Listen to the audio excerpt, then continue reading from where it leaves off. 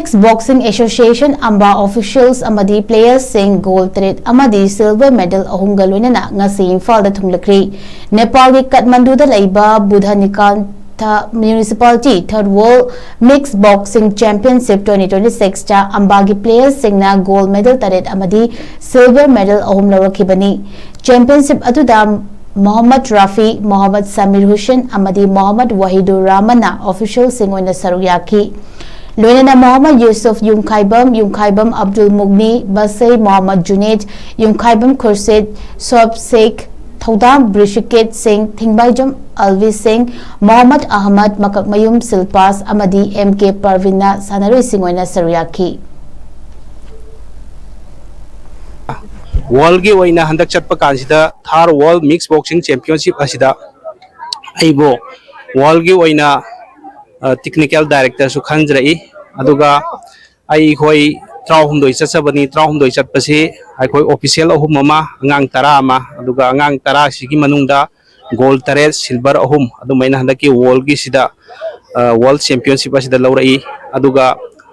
khwaidagi nungaiba mana I khoi handak chatpa kansida women fighter best fighter do I khoi gi MK Parbil ma airport tagini mahagna handaki world gi oiba nupi gi oiba full contact 58 ta mahaksi khoi gi female gi women category da ma si best women fighter tari aduga I khoi gi official ani khoi gi kosoin handak chaliba MD Samir Hussain aduga MD Wahidur Rahman Makoi ani sisu koi in world gi oina koi refugees seminar taw bada makoi ani mag pass taw rai aduna handak chatpasi koi gi Nepal gi Kathmandu da koi date 29 dagina 31 phau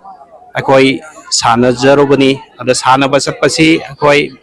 sidagi di flight ta chali aduna paisa nongsa koi yamna koi changi chatpasida